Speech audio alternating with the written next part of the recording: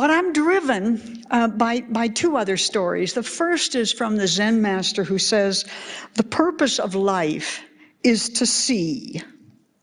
And the second is from John 23rd, who said, evil succeeds because good people do nothing. Out of this assembly, out of the implications of that wonderful prayer service, however, emerges another question. It's out on the streets. It's the people who watch that prayer service on the front page of the newspaper and say, I'm very sorry about that, but that's really not my business. What can I do about something like that? That has nothing to do with me. The best I can possibly do is to become as holy as I can be. Point. There is one question that emerges over and over again that, in my opinion, is basic to this conference.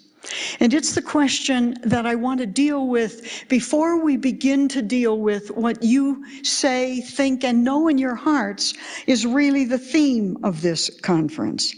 I want to ask the question, and I want this question out of the way before Richard and I start anything else, and that is, what's holier, contemplation or action? Because this entire church and all of its institutions are being split by that question, even as we sit here. What's holier, to pray or to work? To be involved in the world with all of its pains and its troubles, or to withdraw from it, to meditate on, to melt into the next one now? The Sufi tell a story of the Holy One who said to his disciples, what's better, do you think? Is it contemplation or is it action? And the disciples leapt at the opportunity. They said, why, Holy One, it's action, of course. What good is contemplation in a suffering world? And the Sufi said, yes, but what good is action that proceeds from an unenlightened heart? The desert masters of all people in the 2nd century also had a very clear and cogent answer to that question. Once upon a time, they said, a disciple went to see Abba Joseph and said to him, Abba Joseph, as far as I'm able, I keep my little rule, I say my little office, I observe my little fasts, I pray my little prayers, I live in peace. And as far as I can, I purify my thoughts. What else can I do to be holy? And then the early monastics tell us, Abba Joseph stood up. He stretched his hands toward heaven, and his fingers became like 10 torches of flame.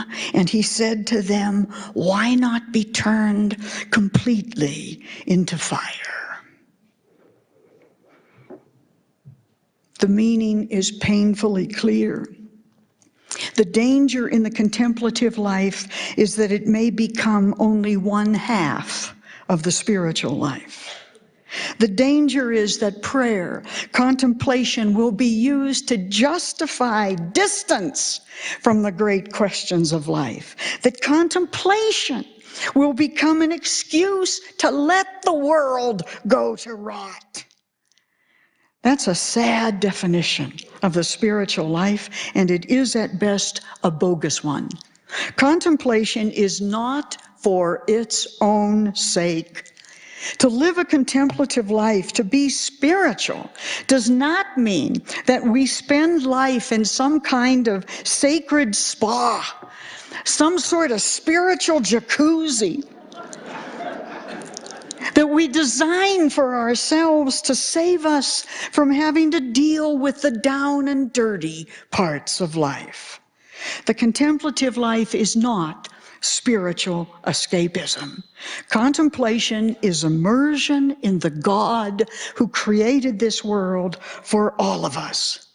And the mystics of every major religion, who are always, incidentally, the bridge between traditions, remind us of that always. Hinduism tells us within the cave of the heart, God dwells, not just in the forest. And the Buddhists say, Buddha is omnipresent in all places, in all beings, in all things, in all lands, not just in the monastery. Where can I go to flee from your presence? The Jewish psalmist says. Whithersoever you turn, there is the face of God, Islam teaches.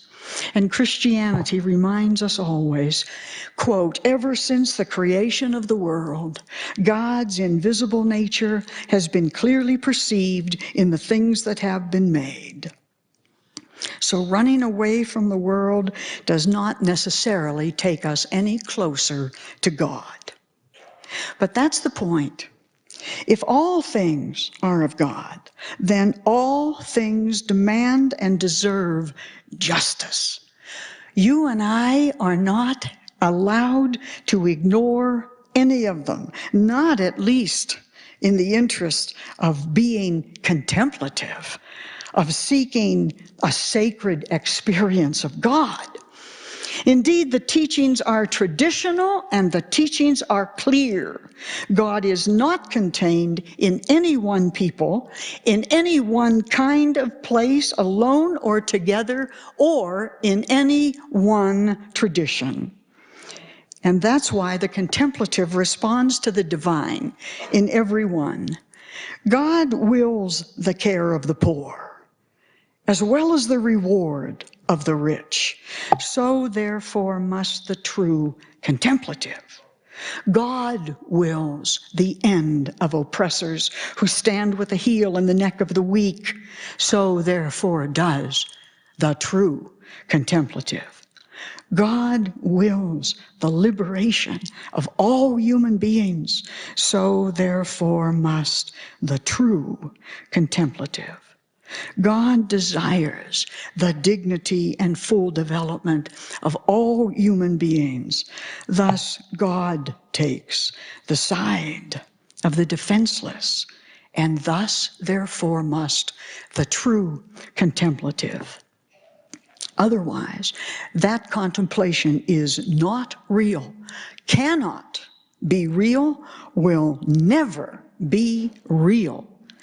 Because to contemplate the God of justice is to be committed to justice.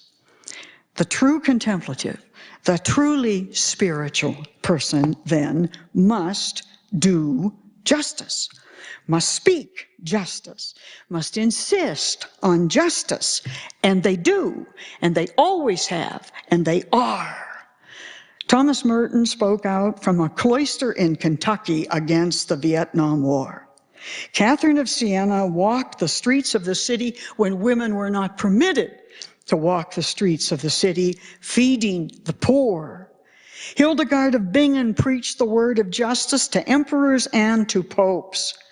Charles de Foucault lived among the Arab poor as a sign of their goodness and their acceptance and his love and God's love for them in the face of the enmity around them.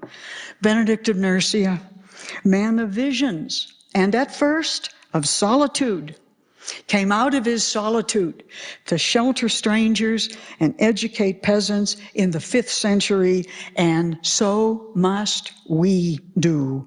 Whatever justice must be done in our own time if we're going to claim to be serious about really sinking into the heart of God.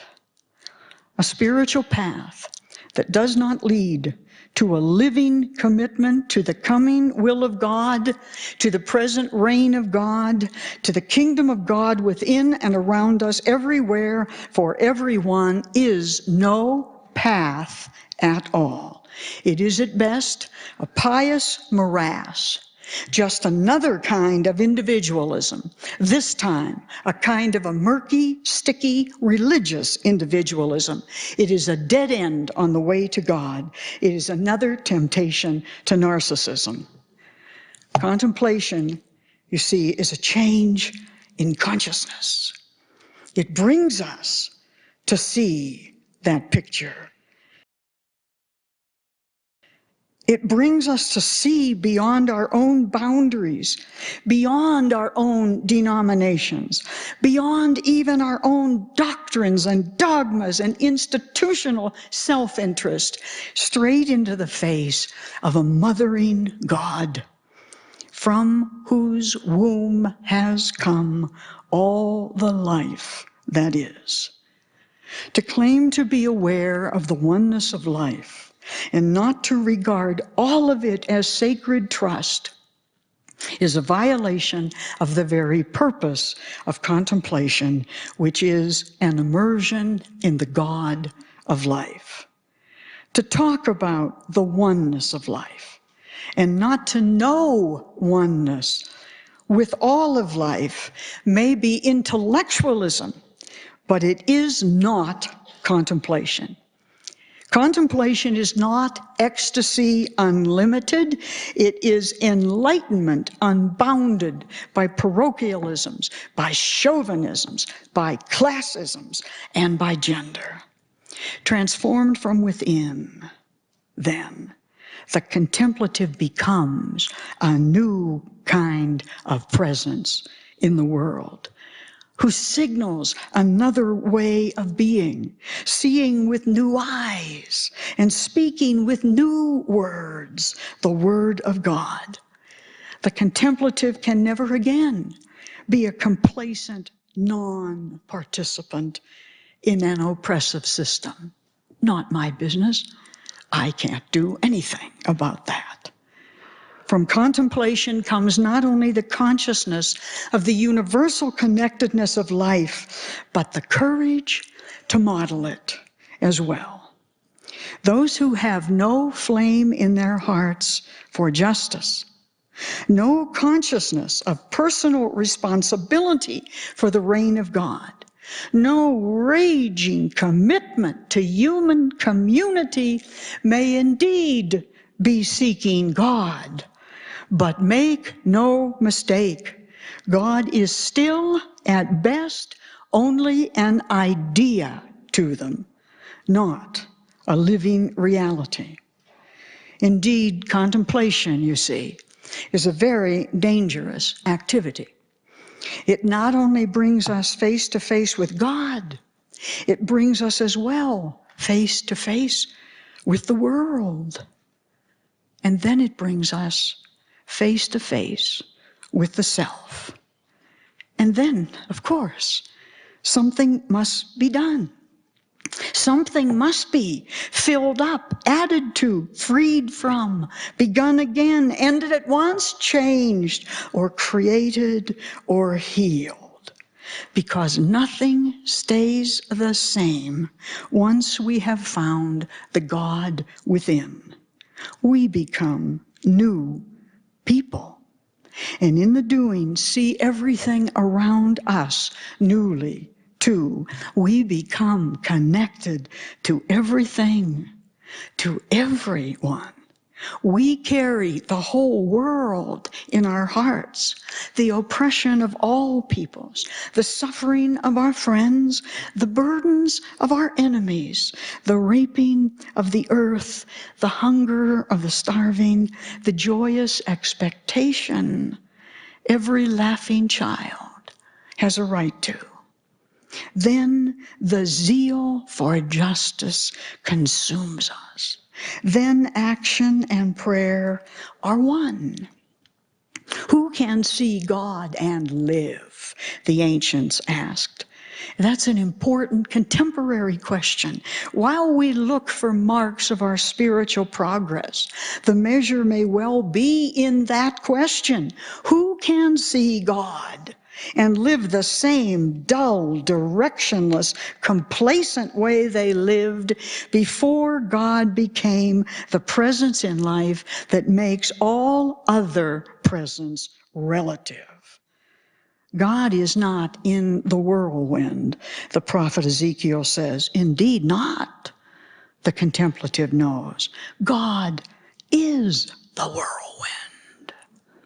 God is the energy that drives us on, the torch that leads us, the life that beckons us, the spirit within us that carries us on past every doubt, beyond every fatigue, despite every failure, in the face of every difficulty. To that energy, there is no acceptable, no possible response but energy. Zeal, defined as the burning point in Greek, has to do with caring enough about something to make being born worthwhile. To be contemplative, to be a really spiritual person, we must have zeal for the God of justice and the God of love. We must be consumed with zeal. Without it, without zeal, life is at best time spent between a useless beginning and a futile end. To live without believing in something enough to spend a life for it is dull existence. Zeal itself can go awry, of course, we know that. Zeal not grounded in God is a plague of the spirit. Then that kind of zeal becomes anti-Semitism, or capital punishment, or witch burnings, or homophobia, or sexism, or nuclear war. Zeal grounded in a small God becomes the Inquisition, the Taliban, excommunications, shunnings, and canonical silencings. There is a good zeal that leads to life, the Rule of Benedict says, and a wicked, evil zeal that leads to death. The warning is clear. We can put ourselves in the place of God rather than in the arms of God. To be driven by anything less than the God of love, and so ourselves to love recklessly everything, everyone on earth, is to risk evil zeal in the name of the God of vengeance. To be contemplative, we must have zeal for the God of love, in whom all things have their beginning and their end. Fortunately, you will know when that happens to you, because you will find yourselves consumed with love, not only for God, but for everything and everyone God has created and who lives and is shaping this world right now. There is no clearer sign of real contemplation. And then, and only then, is our own zeal, our desire to do right, to do good, safe to unleash upon the world. Abba Lot went to see Abba Joseph and said to him, "What else can I do to become holy?" And his fingers became like 10 torches of flame. And he said to him, "Why not be turned completely into fire?" What's the relationship between prophetism and contemplation, between contemplation and action? It's clear, isn't it? Once upon a time, past the seeker on that prayer rug came the beaten and the beggared and the broken. And the seekers all went down into deep, deep prayer and prayed with one another, "Great God, if you are a great God, why don't you do something about this?" And the voice of God came back, "I did do something. I made you." Point. Both theology and the history of spirituality teach us the purpose of life is to see, and also that evil only succeeds because the good, do nothing. Or as the rabbis put it, we must never forget God is not nice. God is not an uncle. God is an earthquake. Feel it.